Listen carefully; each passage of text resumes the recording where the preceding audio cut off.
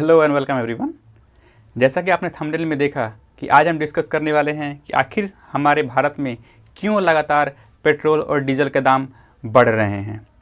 तो आपने सही देखा है। हम आज इसी पे ऊपर इसको पूरा डिस्कस करेंगे। हम उन सारे पहलुओं पर डिस्कस करने वाले हैं कि आखिर इंटरनेशनल मार्केट में क्रूड ऑयल की कीमत, कच्ची तेलों की कीमत कम होने के बावजूद भी हमारे देश में लगातार पेट्रोल और डीजल के दामों में हर रोज़ कुछ न कुछ इजाफा क्यों देखने को मिल रहा है। तो इस जो आज का पूरा जो ये सेशन होने वाला है, इसको कुछ पार्ट्स में मैंने डिवाइड कर रखे हैं कि हम पहले किन किन पहलुओं को बात करने वाले हैं। सबसे पहले हम देखेंगे कि आज ये वीडियो जो शूट हो रहा है, ये हो रहा है 20th of Feb 2021, 20 फरवरी 2021 को यह वीडियो शूट किया जा रहा है। इसके रिगार्डिंग हम आज की दाम देखेंगे जो किसी एक शहर की हम बात करने वाले हैं। फिर हम इंपोर्ट और एक्सपोर्ट मतलब आयात जो हम करते हैं और निर्यात करते हैं, इनके देखेंगे कि हमारे देश में कितने % जो पेट्रोल और डीजल होते हैं वो आयात की जाती हैं, कितनी निर्यात की जाती है। फिर हम टीपीपी देखेंगे कि टीपीपी होता क्या है। फिर हम प्राइस ब्रेकअप देखेंगे कि अगर मान लिया जाए 100 रुपये लीटर अगर डीजल है तो उसमें से कितना पेट्रोल पंप को खरीदारी पड़ती है, कितना सरकार को टैक्स जाता है, कितने उस पर ट्रांसपोर्टिंग का खर्चा आता है, इसमें हम प्राइस ब्रेकअप में देखने वाले हैं। फिर हम रीजन देखेंगे कि वो कौन कौन से कारण हैं जिनकी वजह से तेल की कीमतें आज बढ़ी हुई हैं। फिर हम बात करेंगे सॉल्यूशन, इसके समाधान की कि क्या क्या तरीके अपनाए जाए, पॉसिबिलिटी जिससे तेल की कीमतें कम की जा सकें। फिर हम क्रक्स ऑफ डिस्कशन मतलब इस पूरे जो आज का जो वीडियो है उसकी इस पूरे वीडियो को निचोड़ की बात करेंगे कि आखिर इन बढ़ती कीमतों से आम जनता को और आम नागरिकों को इसके ऊपर क्या इसका बोझ पड़ रहा है और देश की अर्थव्यवस्था पे इसकी क्या प्रभाव पड़ने वाला है। तो आइए शुरू करते हैं। आज अगर मौजूदा तारीख में बात करूं, अगर 20 फरवरी 2021 की मैं बात करूं तो मैंने उदाहरण लिया हुआ है दिल्ली का। अगर इस डेट में अगर मैं बात करूं तो पेट्रोल की कीमत है आज लगभग 90 रुपये और 58 पैसे मतलब 90.58 पैसे पर लीटर का आज पेट्रोल पड़ रहा है। और डीजल की कीमत है दिल्ली में आज के डेट में 80.97 रुपीज़ पर लीटर। यह 90 रुपये दशमलव 58 पैसे का ये पेट्रोल पड़ रहा है और 80.97 के हमारा पर लीटर के हिसाब से हमारा डीजल पड़ रहा है दिल्ली में। जो पेट्रोल होता है और जो डीजल होती हैं, यह दो ऐसी कैटेगरियां हैं जिनको सरकार ने जीएसटी के स्लैब में नहीं रखा हुआ है। यह जीएसटी स्लैब से बाहर के दायरे में आता है। इसकी अगर बात की जाए तो इस पे आमतौर पे हम बोलते हैं कि चूँकि जो इंटरनेशनल मार्केट है, अंतर्राष्ट्रीय जो बाज़ार हैं, इनमें ये कहा जाता है कि क्रूड ऑयल जो कच्ची तेल हैं वहाँ की कीमतें पर बैरल कम होती जा रही हैं, बट फिर भी दाम बढ़ रहा है। ऐसा क्यों हो रहा है? अगर मैं बात करूं तो पेट्रोल और डीजल जो होता है वो इंटरनेशनल मार्केट में क्रूड ऑयल के दामों पे निर्भर नहीं करता है, कुछ हद तक करता है पर उसको हम आगे देखने वाले हैं। पर सीधी बात में बोलूं तो नहीं इस पर कंट्रोल करता। जो पेट्रोल और डीजल होते हैं वो सरकार के डी कंट्रोल्ड सेक्शन में आते हैं। आमतौर पर इसका कहने का ये मतलब है कि इस पर सरकार का नियंत्रण नहीं होता है, पर फिर भी कुछ हद तक नियंत्रण सरकार का होता है जो हम अभी देखने वाले हैं। इसमें कहा गया है कि हमारे देश में 3 प्रमुख सरकारी पीएसयू कंपनियां हैं, जो उनमें आते हैं IOCL Indian oil corporation limited, फिर आती है BPCL Bharat petroleum corporation limited, फिर आती है HPCL Hindustan petroleum corporation limited. ये 3 जो हैं यह PSUs होती हैं, मतलब होता है पब्लिक सेक्टर अंडरटेकिंग। वैसी कंपनियां जिनमें सरकार की भागीदारी 50% से ज़्यादा होती है और इनमें जो काम करने वाले जो कर्मचारी होती हैं ज़्यादातर अपने आप को यह सरकारी नौकर कहते हैं, मतलब जिन्हें सरकारी नौकरी के माध्यम से इनमें अपॉइंटमेंट किए जाते हैं। इन जो लागत पड़ती है एक क्रूड ऑयल, एक कच्चे तेल को क्या बोलते हैं? सबसे पहले जैसे आम के तौर पे तो बोलचाल के भाषा में कहते हैं कि तेल के कुएं होते हैं। तेल के कुएं को हम क्या बोलते हैं कि हम उसे निकालते हैं, उसके निकालने में कुछ खर्च आती हैं, फिर उस तेल की क्या करती है, रिफाइनिंग की जाती है। रिफाइनिंग के बाद से जो अच्छे ग्रेड के, जो उत्तम क्वालिटी के जो तेल होते हैं उनको एविएशन में इस्तेमाल किया जाता है, एरोप्लेन्स वगैरह में इस्तेमाल किया जाता है। फिर उनके बाद उसको पेट्रोल में बांटा जाता है, उससे जो थोड़े कम क्वालिटी के होते हैं उनको डीजल में बांटा जाता है, फिर उससे भी जो कम आते हैं उनको केरोसिन ऑयल में डाला जाता है। तो इस तरह से रिफाइनिंग करने के बाद तेलों की अलग अलग कैटेगरी में उनको बांटा जाता है। फिर उसके बाद से उसकी कुछ ट्रांसपोर्टिंग कॉस्ट होती है। कहने का मतलब है कि तेल को निकालना, रिफाइन करना, अलग अलग पेट्रोल पंप्स के पास पहुंचाना, फिर कंज्यूमर के पास, हम कस्टमर के पास आना, इनमें कुछ ना कुछ सरकार को या उस पर कुछ खर्च आते हैं जिनको हम फ्राइट या ट्रांसपोर्टेशन चार्ज कहते हैं। तो इन सब पे क्या होता है कि तेल की कीमत जो होती है वो निर्भर नहीं करती हैं। तो फिर सवाल ये उठता है कि आखिर तेलों की कीमत किन चीज़ों पर निर्भर करती हैं। तो यह इंटरनेशनल मार्केट में जो रेट होते हैं उसी के आधार पे भारतीय बाज़ारों में तेल की कीमत मिलती है।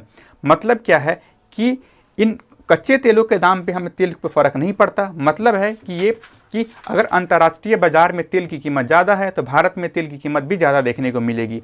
पर अगर इंटरनेशनल मार्केट की बात की जाए तो वहाँ पे जो फ़र्क पड़ता है वो डिमांड और सप्लाई, मतलब कितना तेल का डिमांड हो रहा है और कितनी सप्लाई इंटरनेशनल मार्केट से हो रही है, और वहाँ इंटरनेशनल मार्केट में क्या कच्ची तेल की कीमत है, इन पे फ़र्क पड़ता है। तो कहीं ना कहीं एक तरह से कुछ हिस्सा क्रूड ऑयल पे भी पड़ता ही है। अब हम बात करने वाले हैं इंपोर्ट और एक्सपोर्ट के बारे में। भारत में लगभग जितनी भी खपत होती है उसका 80% जो पेट्रोल और डीजल है भारत इंपोर्ट करता है बाहर के देशों से, और 20% जो होता है वो एक्सपोर्ट करता है। हालांकि कई बार ये माना जाता है ऐसा कि भारत में भी क्या है कि यहाँ पे भी तेल की उत्पाद होती है, यहाँ भी तेल प्रोडक्शन की जाती है, यहाँ पे तेल की सोर्सिंग की जाती है, मतलब कि तेल की खनाई की जाती है। इसमें माना जाता है कि अपना भारत देश जितना तेल निकालने में सक्षम है उससे भारत की जितनी भी ज़रूरतें हैं वो पूरी की जा सकती हैं। पर फिर भी भारत 80% अपनी खपत का तेल विदेशों से इंपोर्ट कराता है। इस पर कई सारी कंट्रोवर्सीज और कई सारे मामले अभी भी पेंडिंग हैं। अब हम बात करें टीपीपी। ये क्या होता है कि ट्रेड पैरिटी प्राइस, जो तेल की जो कीमतें होती हैं, चूँकि मैंने बताया कि यह इंटरनेशनल मार्केट पे डिपेंड करती हैं। अब इसके निकालने का कोई एक सिंपल तरीका नहीं है कि हाँ आज 100 रुपये इंटरनेशनल मार्केट में तेल है तो यहाँ पे भी उसी के हिसाब से होगा। इसका एक फॉर्मूला होता है हर तेल की कीमत को निकालने का, वो होता है टीपीपी, जिसे हम कहते हैं ट्रेड पैरिटी प्राइस के नाम से इसे हम जानते हैं। तो ट्रेड पैरिटी प्राइस आखिर होता क्या है? हुआ क्या था कि मई और जून 2017 में एक मैकेनिज्म को लाया गया, वो हुआ डेली प्राइसिंग मैकेनिज्म। मतलब क्या होता है इसका कि हमारे देश में तेल की कीमतें रोज़ निर्धारित की जाती हैं। अगर आप न्यूज़पेपर या कुछ पढ़ते होंगे तो आपको पता होगा कि देश में तेल की कीमतें हर रोज़ कुछ ना कुछ इसमें इजाफा होता है, या कुछ ना कुछ हर रोज़ रात को 12 बजे के बाद एक नई जो लिस्ट होती है वो जारी की जाती है। ये आपको पता है। अब हम बात करने वाले हैं कि टीपीपी, आपको बेसिक कॉन्सेप्ट समझ में आ गया होगा। और टीपीपी की अगर मैं बात करूं तो यह क्या है कि डॉलर के प्राइस पे भी फ़र्क पड़ता है, पर इसको भी हम कंटिन्यू करेंगे। पर अब हम बात करते हैं प्राइस ब्रेकअप के बारे में, कि आखिर एक हम चार्ट के माध्यम से देखने वाले हैं जिसमें हम देखेंगे कि जो तेल की कीमतें हैं उस प्राइस ब्रेकअप में क्या फ़र्क और कैसे फ़र्क पड़ रहा है। अगर मैं प्राइस ब्रेकअप की बात करूं तो ये जो डेटा है यह मैंने IOCL Indian oil corporation limited के वेबसाइट से लिया हुआ है, और यह कब का है तो 16 फैब का डेटा है। 16 फैब 2021 के उनके IOCL के ऑफिशियल वेबसाइट पे यह जो प्राइस ब्रेकअप के डेटा है ये रिवील किया जाता है। बेसिकली ये हर हफ्ता या हर 15 दिन के अंतराल पे यह डेटा उनके वेबसाइट पे अपडेट किया जाता है। इस पर अगर मैं बात करूं डीजल और पेट्रोल, इन दो कैटेगरी में मैंने बांटा हुआ है। यह होता है एक बेस प्राइस। बेस प्राइस का मतलब क्या है कि जो पेट्रोल और डीजल हैं वह उनको क्या है कि पेट्रोल पंप तक पहुंचाने में, जो पेट्रोल पंप हैं हमारे देश में वहां तक पहुंचाने में टोटल उनकी कॉस्ट खर्च कितना आता है। उनमें इस बेस प्राइस में क्या क्या इंक्लूडेड है तो सोर्सिंग इंक्लूडेड है, मतलब कि तेल को कुएं से निकालने में कितना खर्चा आता है, फिर इसमें आता है कि उसको निकालने के बाद रिफाइनिंग में कितना खर्चा आता है, फिर उसके बाद कि उस तेल को क्या है कि रिफाइनरी से निकाल कर, मतलब ऑयल जहाँ से निकाला जाता है वहाँ से लेकर के और रिफाइनरी तक लाने में क्या खर्च आते हैं, उसमें क्या क्या उसमें जो टैक्स इंक्लूडेड हैं, इन सब को अगर किया जाए तो ये होता है बेस प्राइस। अगर मैं दिल्ली की ही बात करूं, ये जो डेटा है यह दिल्ली की ही है। तो डीजल की जो बेस प्राइस थी वो थी 33.46 रुपये, मतलब 33.46 रुपीज़ इसकी बेस प्राइस थी। पेट्रोल की बात की जाए तो वो थी 31.82 पैसे, यह थी पेट्रोल की बेस प्राइस। इस पे क्या है, फ्राइट का मतलब होता है रिफाइनरी से तेल को पेट्रोल पंप तक लाने में कितना खर्चा लगता है। फ्राइट का मतलब होता है ट्रांसपोर्टेशन चार्ज। तो यह जो 1 लीटर, अगर मैं ये सारी जो डेटा है ये सारी पर लीटर के हिसाब से मैंने बांट रखी है। तो 1 लीटर डीजल को पहुंचाने पे जो खर्चा आता है ट्रांसपोर्टेशन में, तो डीजल पे खर्चा आता है 0.25 पैसे और पेट्रोल पे खर्च आती हैं 0.28 पैसे। पेट्रोल पर थोड़ा कॉस्ट ज़्यादा आता है क्योंकि पेट्रोल है डीजल से ज़्यादा वॉलेटाइल होता है, इस पर आग बहुत जल्द पकड़ लेता है, इसलिए इसकी थोड़ी ट्रांसपोर्टेशन चार्ज थोड़ी ज़्यादा पड़ती है क्योंकि इनमें काफ़ी बारीकियों को ध्यान देना पड़ता है। फिर आता है एक्साइज ड्यूटी। एक्साइज ड्यूटी क्या होती है कि केंद्र सरकार इस पेट्रोलियम पे कितना टैक्स ले रही है, ठीक है। तो एक्साइज ड्यूटी जो डीजल पे केंद्र ने लगा रखा है उस डेट के हिसाब से 16 फरवरी के हिसाब से तो 31.80 पैसे और पेट्रोल पे है 32.90 पैसे, इस पे एक्साइज ड्यूटी है। कहने का ये मतलब है कि 34 रुपये के तेल पे केंद्र सरकार ने लगभग 32 रुपये सिर्फ डीजल पे लगा रखे हैं, अपनी टैक्स लगा रखी है। और जो पेट्रोल की बात की जाए तो पेट्रोल के अगर 32 रुपये के पेट्रोल पर लगभग 33 रुपये का टैक्स सरकार, केंद्र सरकार आपसे ले रही है पेट्रोल पे। फिर आता है डीलर का कमीशन। डीलर यहाँ पे है पेट्रोल पंप। जब पेट्रोल पंप तेल को बेचते हैं तो उनको पर लीटर कुछ ना कुछ कमीशन दी जाती है। तो वो क्या है, मौजूदा जो दिल्ली के अगर हालात की बात करें तो डीजल के पर लीटर के सेल पे कमीशन जो मिलता है 2.51, मतलब लगभग 2.5 रुपये कमीशन, और 3.68 पैसे ये कमीशन डीलर को पेट्रोल पे मिलता है और ये 2.2 रुपये का होता है वो डीजल पे दिया जाता है। फिर आता है वैट। वैट क्या होता है, वैल्यू एडेड टैक्स, या फिर इसको सेल टैक्स भी बोलते हैं कभी कभी। तो जो वैट होता है, वैल्यू एडेड टैक्स, ये है डीजल पे 11.68 पैसे और पेट्रोल पे है 20.61 पैसे। ये वैट जो है ये डायरेक्टली स्टेट गवर्नमेंट कलेक्ट करता है। एक्साइज ड्यूटी हमने क्या देखा कि ये कौन कलेक्ट करता है, सेंट्रल गवर्नमेंट, और ये करता है वैट कौन करता है, ये स्टेट गवर्नमेंट कलेक्ट करता है। तो अगर मैं इस पूरे प्राइस की सम अप करूँ, जोड़ूं, तो मौजूदा डेट में अगर 16 फरवरी 2021 की बात की जाए तो उस दिन जो डीजल की रेट थी दिल्ली में वो थी 79.70 पैसे पर लीटर, और पेट्रोल की बात की जाए तो थी 89.29 पैसे पर लीटर। ये तो प्राइस ब्रेकअप रहा। अब हम बात करेंगे कि आखिर इसके पीछे कारण क्या है कि सरकार हमसे इतना ज़्यादा ये टैक्स ले रही है। ये टैक्स और ये टैक्स जो एक्साइज ड्यूटी टैक्स हैं और जो वैट टैक्स है, वैल्यू एडेड टैक्स है, ये सरकार हमसे इतना ज़्यादा क्यों ले रही है, उसके पीछे कुछ कारण हैं जिनको हम बात करने वाले हैं। सबसे पहला कारण है इस देश के नागरिक। क्योंकि देश के नागरिक जब भी कोई सामान या कोई भी चीज़ें जब खरीदते हैं तो सही से उसका पक्का बिल नहीं लेते हैं, उन सामान को जीएसटी वगैरह जो टैक्स होते हैं वो पे नहीं करते, आयकर विभाग को अपनी हर साल रिटर्न फाइल नहीं करते, ईमानदारी पूर्वक अपना रिटर्न फाइल नहीं करते हैं, जिससे सरकार के जो कोष होती है उसमें उनके जो एक रेवेन्यू होता है, एक कोष में जो हर साल जो एक रेवेन्यू, एक कर राजस्व जो आता है उस कोष में, वो सरकार तक नहीं पहुंच पाता, जिसलिए सरकार को इनडायरेक्ट तरीके से टैक्स बढ़ाने पड़ते हैं और देश में जो खर्च हो रहे हैं उसको भरपाई करने के लिए। फिर दूसरा इसका कारण अगर मैं बात करूं तो वो है क्या कि डॉलर की कीमत। जो मैं बात कर रहा था ये टीपीपी, ट्रेड पैरिटी प्राइसिंग के बारे में। ट्रेड पैरिटी प्राइसिंग के एक बेहतर एग्जाम्पल समझते हैं। मान लिया जाए कि आज मौजूदा, जैसे कि आज के अगर डेट में मैं बात करूं तो लगभग $55 पर बैरल की कीमत है कच्चे तेल की इंटरनेशनल अंतर्राष्ट्रीय बाजार में, ठीक है। यह कीमत मान लिया जाए कि आज भी $55 है, कल भी $55 रहेगी, और इससे पहले भी 2 दिन पहले तक $55 ही रही थी।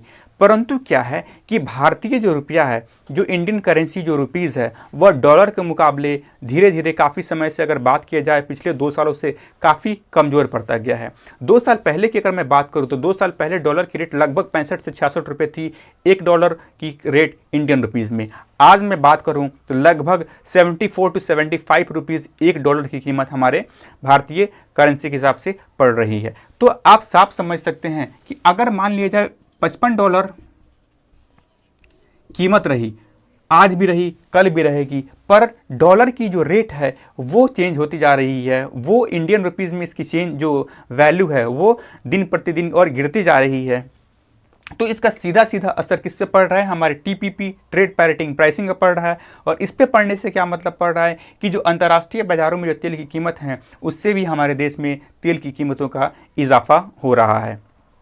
फिर अगर मैं बात करूं, अब 2 कारणों तो हमने बात करी है कि एक तो हम टैक्स समय पर नहीं देते हैं, अच्छे से जो हम अपने आमदनी का ब्यौरा सरकार को नहीं देते हैं, ब्लैक मनी करते हैं, जिसके कारण से सरकार को इनडायरेक्ट वे में टैक्स लेना पड़ता है।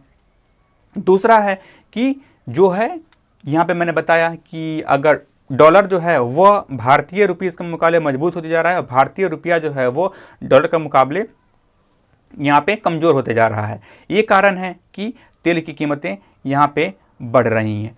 तीसरा कारण क्या आता है कि चूंकि क्या हुआ, लगभग फैब से लेकर के और सितंबर अक्टूबर तक पूरे देश में महामारी थी कोविड-19 और कोरोना की। उस वक्त सरकार ने बहुत सारी जो कंपनियां थी, पूरी तरह से लॉकडाउन था, तो कई सारी कंपनियां बंद थी, सरकारी चीज़ें बंद थी, एम्प्लॉयज़ को तनख्वाह देने थे, देश को चलाना है। सरकार ने कई सारे जो प्रोग्राम्स फ्री ऑफ लॉन्च मतलब किए हुए थे, ईएमआई जैसी मोरेटोरियम की फैसिलिटी सरकार ने लाई हुई थी।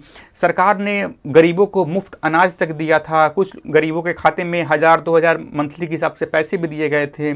चावल, दाल जो है, चना, ये काफ़ी कम कीमतों में सरकार ने नागरिकों को मुहैया करवाई थी।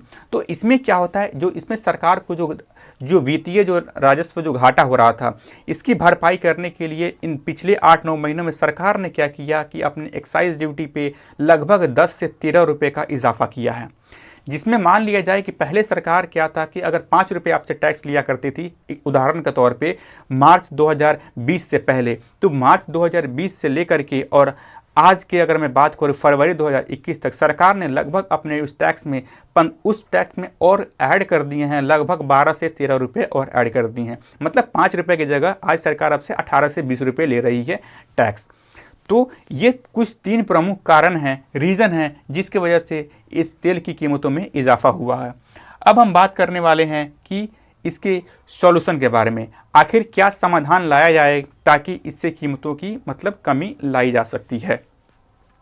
तो इसको, यह मेरा विचार है, मैं कोई अर्थशास्त्र विशेषज्ञ नहीं हूँ, इसलिए जो मैंने अपनी सूझबूझ से ये कैलकुलेट किया है उसके आधार पर मैं आपको बता रहा हूँ।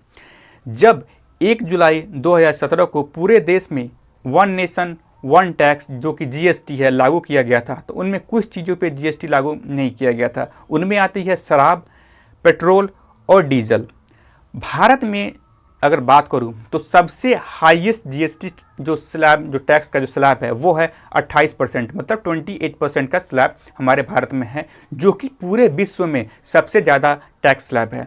इसके बाद जो है, हम भारत में जीएसटी लागू करने से पहले अगर पूरे देश में मैं बात करूं तो अर्जेंटीना ही एक ऐसा देश है जहां पर 27% जीएसटी टैक्स लिया जाता है। इसके बाद भारत ने इंट्रोड्यूस किया, तो भारत जो सबसे मैक्सिमम जो जीएसटी, भारत में कुछ जो टैक्स जो प्रोडक्ट्स हैं उसमें 0% भी जीएसटी है, 5% भी जीएसटी है, वैसे करते करते ये हाईएस्ट जो जीएसटी का स्लैब है वो 28% है। पर सरकार क्या है कि जो पेट्रोल, डीजल और अल्कोहल है इस पे टैक्स अब जीएसटी अप्लाई नहीं है। तो जीएसटी इसमें क्या है, पेट्रोल, डीजल और अल्कोहल पे आज भी वैल्यू एडेड टैक्स, वैट और एक्साइज ड्यूटी ही इस पे एप्लीकेबल है।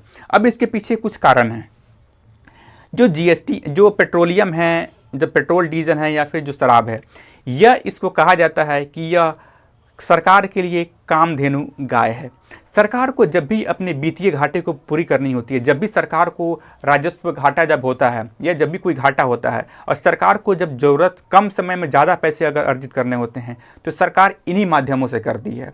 क्योंकि अगर जैसे कि ये कोरोना महामारी जो अभी चली रही थी, इसमें सरकार को अपनी जो नुकसान हुए उसकी भरपाई करनी थी। तो सरकार ने क्या किया कि चूंकि उस मौजूदा दौर में क्या हो रहा था कि पेट्रोल अंतर्राष्ट्रीय मार्केट में क्या था कि पेट्रोल की कीमतें जो थीं वो काफ़ी कम हो रखी थीं, पर यह क्या बट फिर भी सरकार ने भारतीय बाजारों में तेल की कीमतों को कम नहीं किया और बदले में क्या किया, और टैक्स सरकार ने उस पर लगा दिया और धीरे धीरे क्या किया सरकार ने उससे वसूली करी, जिससे सरकार जैसे पिछले समय पे क्या था कि जो अर्थव्यवस्था माइनस में चल रही थी, आज एक तरह से बात की जाए तो हमारे देश में अर्थव्यवस्था लगभग पटरी पे आ चुकी है और फिर से पहले की तरह तो नहीं बट हाँ काफ़ी हद तक रिकवर कर रही है और आगे उम्मीद भी काफ़ी आसार दिख रहे हैं। इसके कारण ये है कि जो टैक्स सरकार ले रही है उसके हिसाब से, तो पहला जो सॉल्यूशन मेरे दिमाग में आया वो है जीएसटी अगर अप्लाई करे सरकार पेट्रोलियम पे। अगर मान लीजिए जो हाईएस्ट टैक्स स्लैब है 28% की, अगर मैं टैक्स स्लैब की बात करता हूँ, अगर सबसे हाईएस्ट टैक्स स्लैब भी अगर सरकार पेट्रोल और डीजल पे अप्लाई करती है तो देखते हैं कि हमें कीमतें क्या पड़ने वाली हैं।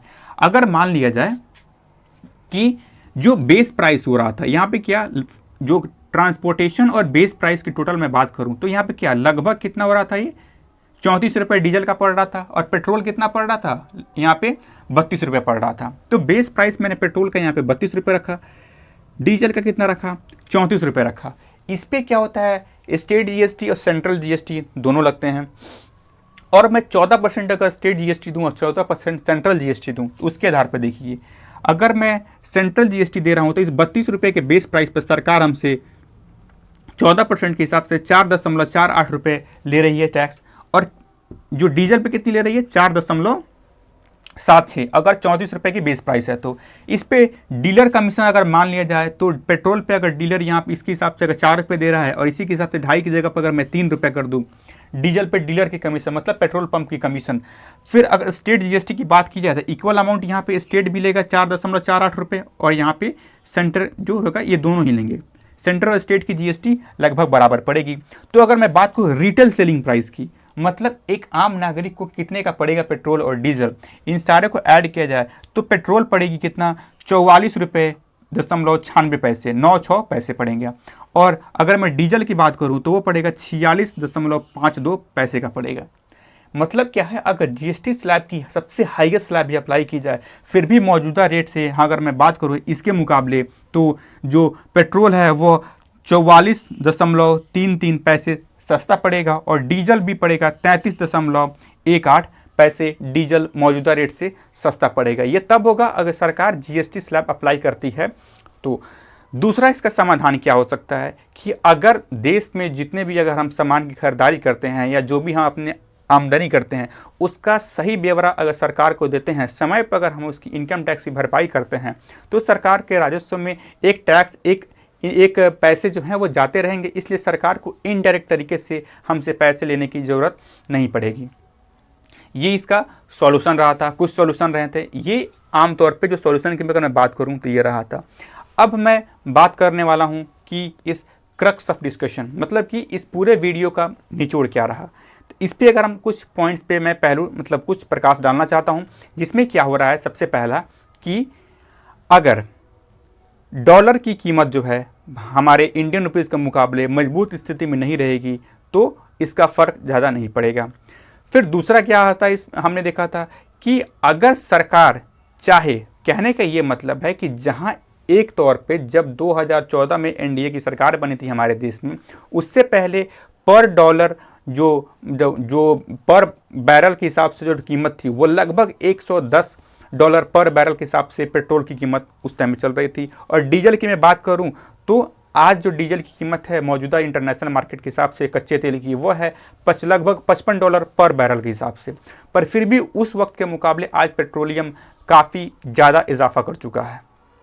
तो अगर इन शॉर्ट में बात करूं तो सरकार जो है हमसे जो इतने जो इनडायरेक्ट वे से जो टैक्सेस ले रही हैं इस पे भी सरकार चाहे तो कंट्रोल कर सकती है, पर सरकार ने किया नहीं है। चूँकि एक जब महामारी चल रही थी उस वक्त क्या हुआ था कि एविएशन मतलब कि जो एरोप्लेन्स हैं, रेलवेज़ हैं, वो पूरी तरह से ठप हो चुके थे और देश में जो सबसे ज़्यादा तेल की जो खपत होती है, पेट्रोल और डीजल की जो खपत होती है, ये इन्हीं दो माध्यम से होती है। लैंड ट्रांसपोर्ट से बहुत ही कम खपत होती है। हमें लगता है कि हाँ, जो लैंड ट्रांसपोर्ट है वो तेल की खपत काफ़ी ज़्यादा करते हैं, बट एविएशन मतलब कि एरोप्लेन और रेलवे से जो तेल की जो खपत होती है उनके मुकाबले काफ़ी कम होती है। तो चूंकि जब खपत कम थी उस वक्त महामारी के दौरान मार्च और जून के महीने में 2020 में, तो उस वक्त अंतर्राष्ट्रीय बाज़ारों में, इंटरनेशनल मार्केट में जो तेल की जो कीमत थी वो बहुत ही कम थी। पर फिर भी सरकार ने उस वक्त जो था टैक्स में और इजाफा किया, जो एक्साइज ड्यूटी और वैट टैक्सेस थे उस पर इजाफा किया, और सरकार ने मौजूदा रेट में तेल की कीमतों पर कटौती नहीं करी। परंतु क्या हुआ, जब धीरे धीरे रेल जो अर्थव्यवस्था पटरी पर आने लगी, तो यहाँ पर भी जो अब अंतर्राष्ट्रीय क्या, जब धीरे धीरे तेल की खपत बढ़ने लगी तो वहाँ पे अंतर्राष्ट्रीय बाज़ारों में भी तेल की कीमत बढ़ने लगी, और सरकार ने भी धीरे धीरे टैक्स यहाँ पे बढ़ाने दाम शुरू कर दिए। तो यहाँ पे एक सिंपल फंडा समझ में आता है कि head government win, lose public lose. मतलब यहाँ पे साफ हो गया कि अगर हेड आया तो सरकार जीत रही है, और टेल आ गया तो आम जनता, जो नागरिक हैं, वो हार रहे हैं। मतलब कि अगर सरकार चाहे तो अभी भी जो टैक्सेस सरकार ने उस महामारी के दौरान जो लगभग 12 से 13 रुपये अगर बढ़ाए थे, अगर सिर्फ सरकार उसको भी कम कर ले रही है तो भी आज मौजूदा जो तेल की जो कीमत है वो काफ़ी हद तक कम हो जाएगी। फिर अगर इस तरह से अगर देखा जाए तो ये तो कुछ मतलब पहलू हुए, ये मेरे विचार थे, जिस पे आप जो भी है आप हमें कमेंट के माध्यम से बता सकते हैं कि आपके क्या विचार रहे हैं, और जो मैंने अपने राय दिए हैं उस पे आपको क्या लगता है कि ये सही हो सकते हैं या गलत हैं, या एक मेरे विचार और इस पर आपको डिस्कशन देखने को मिला है। तो उम्मीद करता हूँ आपको ये पूरा वीडियो समझ में आया होगा और आप समझ पाए होंगे कि आखिर किन परिस्थितियों में देश में तेल की कीमतें बढ़ रही हैं, क्यों बढ़ाई जा रही हैं, क्या उसका समाधान निकल सकता है, और किस प्रकार से हम इस पर कंट्रोल, एक पॉसिबिलिटी है, एक तरीका है, हम कंट्रोल कर सकते हैं। अगर आपको ये वीडियो पसंद आ रहा है तो चैनल को सब्सक्राइब किया कीजिए और वीडियो को लाइक कीजिए। इससे होता क्या है कि आप जब हमें लाइक करते हैं तो हमारा जो मनोबल है, जो उत्साह है, और ज़्यादा बढ़ता है, और हम और बेहतर वीडियो बनाने की कोशिश करते हैं। मिलते हैं अगले वीडियो में, तब तक be safe and be happy.